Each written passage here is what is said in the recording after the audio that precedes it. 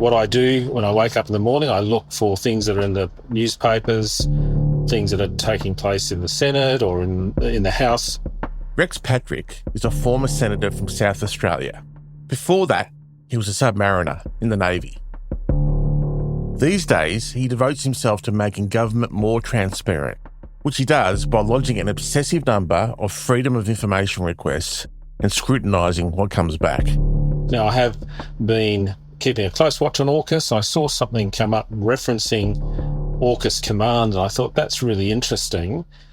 There were no details available publicly, and so I put in a request to both the Australian Submarine Agency and the Australian Federal Police in June last year, seeking access to information about the command, how it came about, what its objects were, and so forth.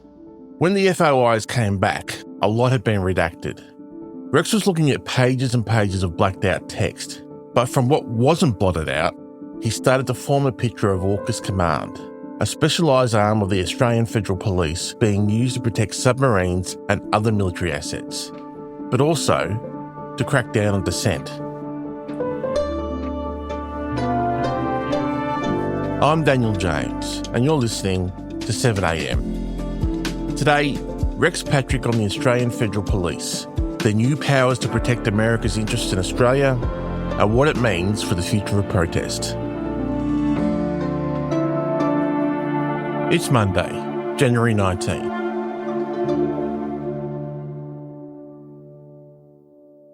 Rex, tell me about the AFP's AUKUS Command. Who are they and what will they be doing? So the AUKUS Command is a new command within the AFP set up over the last 6 months, and its function is to provide a security overlay to AUKUS submarines, that is US and UK submarines operating out of Western Australia and other Australian ports. But actually more broadly, what the document showed is that the remit goes much, much broader than what I've just talked about. And in actual fact, there's an MOU, a Memorandum of Understanding that's been signed between the Australian Federal Police and not the Australian Submarine Agency, but the Department of Defence, so much broader. And so it's planned, at least at this stage, that the AFP will have 4 teams of people who will look after things like when a submarine comes in, making sure they're escorted.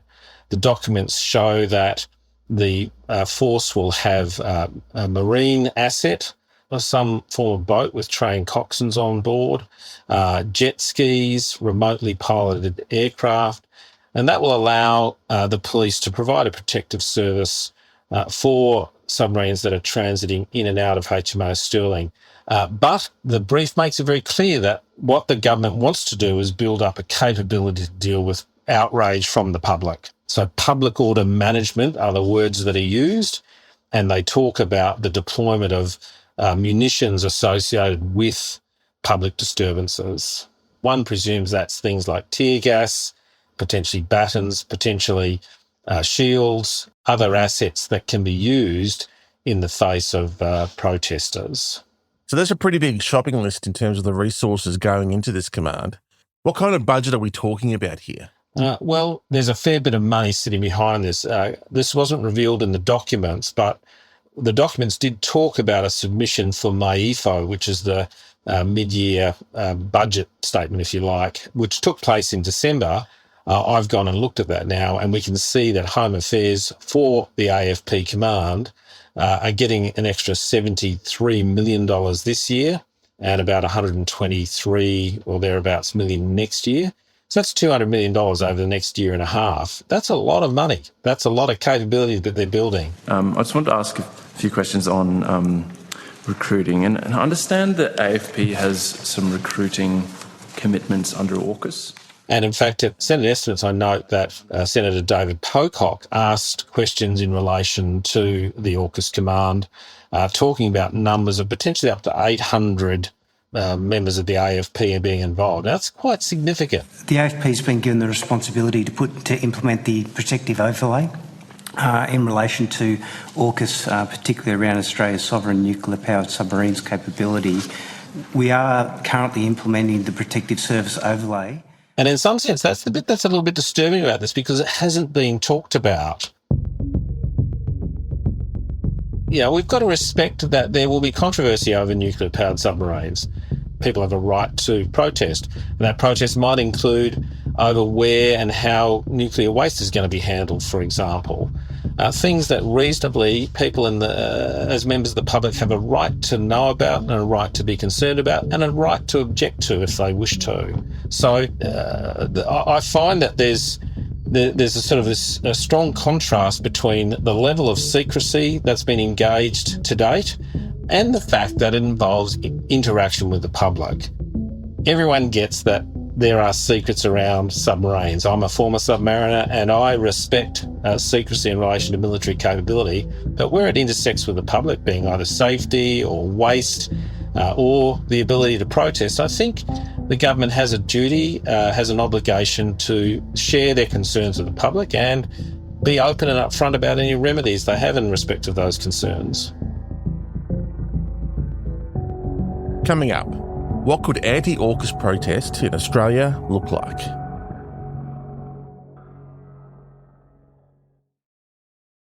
Rex, how would you describe the scale of anti-AUKUS protests in Australia so far?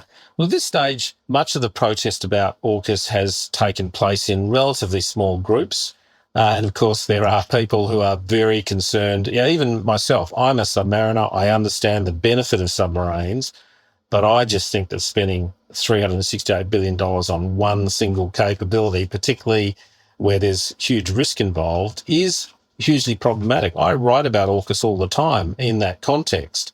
But I suspect as time marches on, as we start to see more and more submarines turning up, there may well be a rise in the number of protests associated with these deployments. And as the number of US forces pick up, particularly in circumstances where we're seeing the United States walking away from things like a rules-based order and engaging in discussions like attacking Denmark, attacking Panama, and indeed going into a sovereign jurisdiction and taking a president from that country to face charges in the United States. So people are actually a little bit concerned about these things, and I'm talking about people who normally would sit on the right side of politics. We may well see a rise in protest in respect of the United States. And the fact is the government has seen this coming and have formed the AUKUS Command. Rex, there's no doubt that you'll have a Freedom of Information request. You spend a lot of time challenging the government on the need for transparency. At the same time, as you've mentioned, there's obviously also a legitimate need for some defence information to remain secret. So what do you think the public needs to know about the creation of this AFP task force? Again, because it intersects with the public. So, if I were asking for information about how deep Virginia-class submarines go or how fast they go or, how to override the interlocks on the torpedoes, I would expect properly for the Department of Defence to say, sorry, Rex, you're not allowed to have access to that. It's not in the public interest to have access to that sort of information. And of course, I'd accept that. And I think everyone appreciates that when you are dealing with nuclear-powered submarines, you do have to provide appropriate security. We would expect that to occur in Australia. I've been to Pearl Harbor. I've sailed on US nuclear-powered submarines, and they have a commensurate level of security at their bases to make sure that these nuclear assets are properly protected. But, a clear example where I say there's intersection with the public is where they're going to store the high-level nuclear waste. Now, whether you are in favour of AUKUS or against AUKUS, I think one would reasonably say the public have a right to know what is your approach to dealing with nuclear waste. I'm currently in the federal court trying to get access to a document that describes how they're going to select the location. And I think that that's a document that ought to be made public. We ought to be talking about it because it intersects very closely with the public. Other areas might be safety, nuclear safety. The public have a right to scrutinise what's happening in relation to AUKUS and nuclear safety. AUKUS, we know, is going to last for 50 years. And indeed, we can see in this instance, it doesn't matter that the delay from the AFP was 6 months because it's still very relevant and is relevant moving forward. There are a number of issues that I think the public have a right to know, things like the cost of the program, breaking down and telling us exactly how we get to some of these very large numbers. I'm not engaging any defence secrets in saying to the government, please provide details of what your success has been so far in that endeavour. And that's just about holding government to account.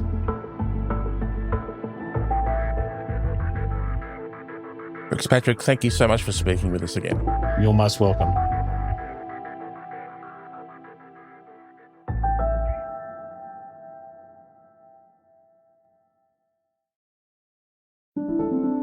Also in the news, the government will split its hate speech and gun reform laws into separate bills, the Prime Minister has confirmed.